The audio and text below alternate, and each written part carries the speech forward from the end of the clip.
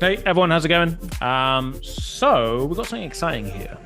We're about to release a large amount of training that people have access to in terms of how we're creating the results over here for teams and individuals. But someone made the point of before we get into all that and we release that into the world, how about we focus not just on what we teach, but how we teach to learn, which is actually quite a smart idea because I want everyone to kind of think about this for a second.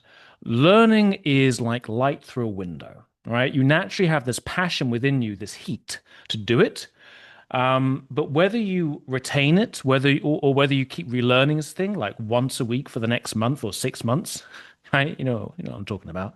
It really depends on how you process the information. But the most important thing actually is when you do it, right? I want everyone to kind of think about this.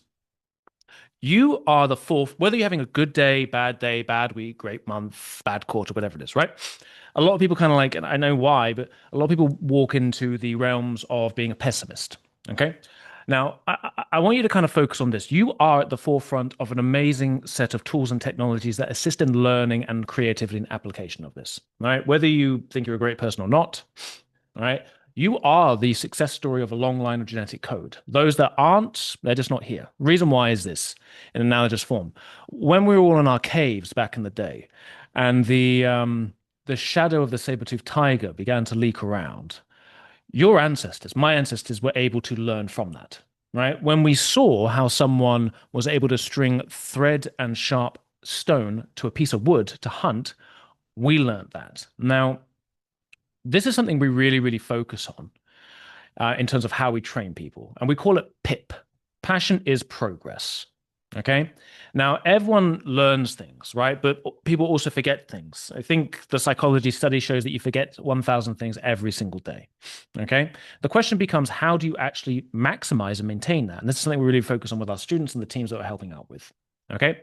Now, I call the term passion is progress because passion is the right word here. What separates your ancestors from the ancestors who unfortunately didn't survive the shadow, right, or didn't learn to hunt is because they waited too long.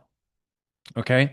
You survived not because when you saw the shadow of a saber-toothed tiger, you waited and threw your children at the beast to walk away with. Or at least I hope not. I mean, the genetic code wouldn't suggest that.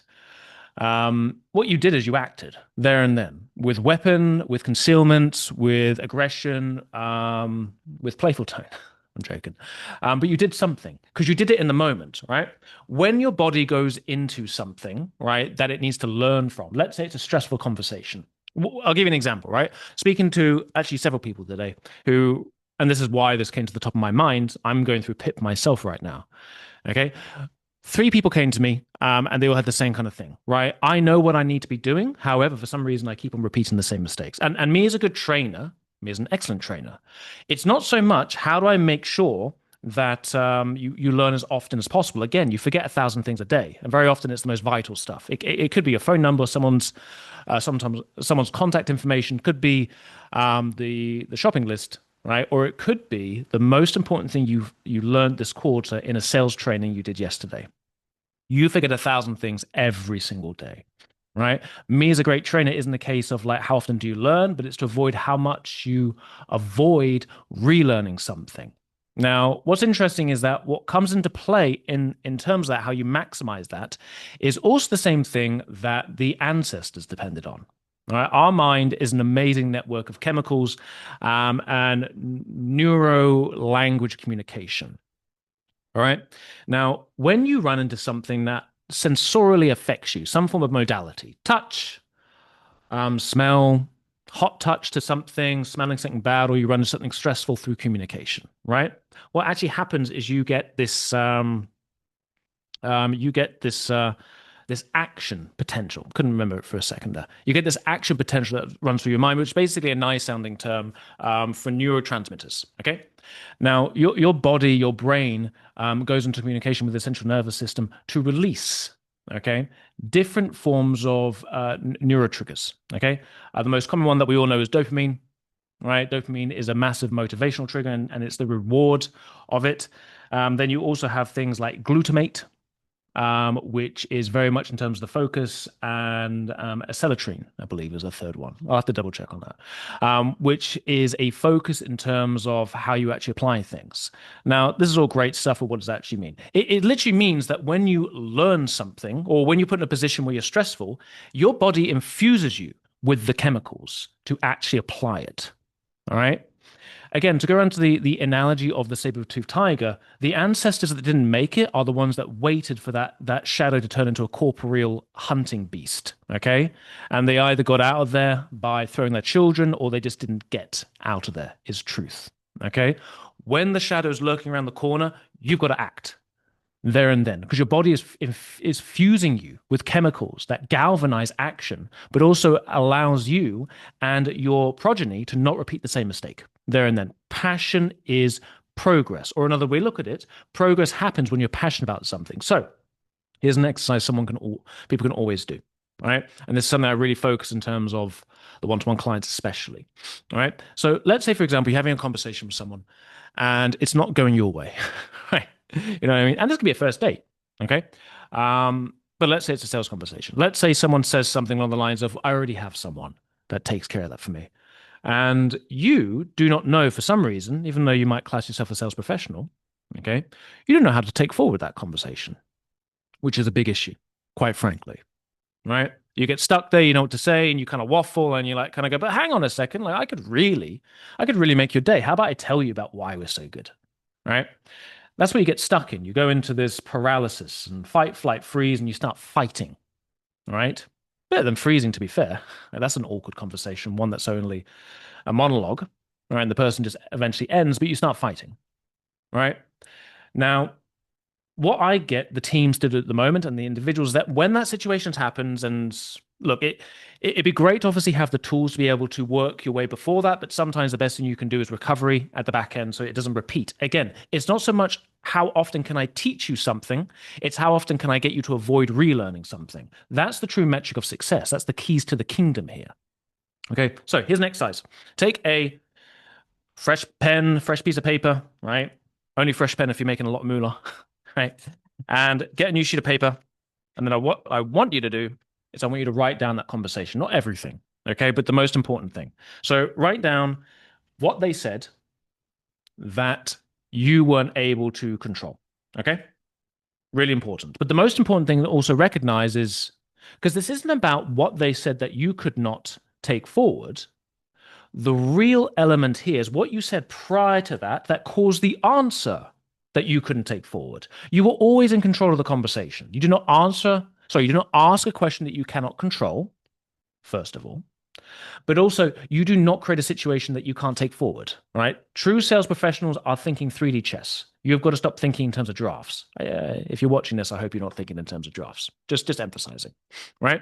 So write down what you said to create the answer that you could not take forward, right? Focus on that. See where you could better control that for next time. And again, whilst your body is running through with acetylcholine, glutamate, and dopamine, okay? Whilst it's in this chemical flux where your body is trained to retain as much as possible, utilize it. Okay? Use that actional progressive right there and then. Now, what you're then going to do is what I call is you're going to speed hack dexterity. What I mean by dexterity is when you're thrown into a conversation and you cannot control it going forward, the actual metric that says when they shit test you, right? When they say like, I've already got someone, even though we know it's a lie. If they jump on a sales conversation with you, for example, okay, and they booked it and they say, yeah, we're just kind of curious. We already have someone. We're just kind of interested. You're then thinking, what's going on here? You booked this time on here. What's happening? But people do that because no one wants to A, be the idiot, right? And no one wants to be B, the vulnerable in a conversation. Also, someone doesn't want to be the arsehole as a third thing, right? But most people, when they give you an answer that doesn't make any goddamn sense why they're there, it's because they just don't want to be the idiot or the vulnerable there. All right. And let's better make sure you don't end up being the arsehole trying to really push. Well, explain to me why you're here then, right? Now, when you get put into a situation, you need to be able to dexterously move forward. All right. And if you can't actually do that at that time, that simply means you're lacking dexterity. What is dexterity?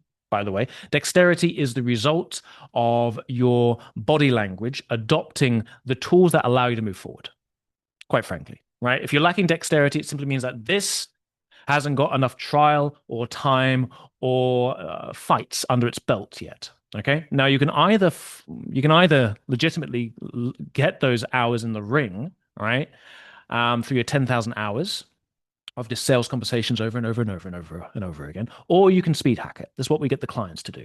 Okay. You can speed hack it by this. Continue with the exercise I was just mentioning, write down what you said to create the answer, then write down that answer, and then right there and then, and this is so obvious, but this is what works. Okay. That's why we're getting such good results. You're going to write down three answers that you could actually then take the person forward. Because if the person then said, for example, yeah, no, we've already got someone. We've already got someone kind of covering that, right? I would then think about the previous question they asked. Maybe I kind of asked them that, okay, so what are some of the problems that you have right now with your marketing, an example, right? So we can look in terms of how we can make that better. That's a terrible question to ask, by the way, especially at the front end of a conversation. Of course, that's going to cause someone to go, actually, we actually already have someone for marketing. We're just kind of curious what you do, right? However, I then need to kind of ask myself in the speed hacking, and whilst my body is flushed with the chemicals and PIP, passion is progress, how would I then move that conversation forward? Right. So three kind of answers would be a case of, well, I would go into a state of that is stupid, TIS, as I say to the students. Because my question would then be, okay, well, just to kind of check so we're not wasting your time and not wasting ours, what even caused you to book in the first place then? One. Second thing would be, oh, okay, well, I'm not even too sure if, how we've been helping people is going to be relevant for yourself. Just to kind of check, right? What caused you to book in the first place? Two. Third may be a case of, not a problem. We often get people who already have other people being supported just to see if what we do is even relevant, right? What caused you to book in the first place? Or what caused you to be curious in the first place? Disarming going forward. Now, those aren't the best answers you can really have in a conversation. However, those answers were caused due to the question I asked. So then what I would do is I would revitalize that conversation by focusing on the question I asked to create that kind of answer and then do the same exercise again. Now, again, this is very, very obvious, right? But people don't do it because they think that, oh, I went through that before. I took the punch in the face. I just won't get hit again. That's the problem, right? Many people keep on repeating and keep on getting knocked down the exact same way because they then don't go to their coach, right? They then don't go to that person who's watching them and kind of say, look, I ran into this. Why did that happen? Well, did you look at your footwork? Were you watching your breath? Were you seeing what they were doing, right? Did you have a good night's sleep prior before? Were you up all night drinking again? They don't do these things that then cause them to ask, not what they said I couldn't control, but why did I say something that caused them to say something that I couldn't control? And then they work those 3 points of answers to build in dexterity. And what we see in terms of results is that when people do this exercise, they're able to speed hack, so they get dexterity earlier, right? So again, people, passion is progress. When you run into something, let's be real. You if you run into a situation you couldn't control it, you could spend the next 2 hours dialing. You could spend the next 2 hours just taking those calls. And you may actually get a sale. I'm not saying you're not going to, right? You might have some good conversations. But the issue with that is, well, what do you feel is better, right? Actually, when you run into a situation you can't control, to actually stop there and rework it so that the next time it happens, you at least have a bit more of an edge, right? Or is it to put yourself in a position where you're repeating the mistakes again? I'm hoping it should be a very obvious answer there. All right, people, go crush it today. Look out for this channel. We're going to be releasing some very good stuff. Some very good stuff. And you're going to hopefully marry it with what we just said here. So you're utilizing it and everything else you're learning from all the other people out there, you're actually maximizing what they're teaching, you're not repeating. Go crush it and be seeing you around.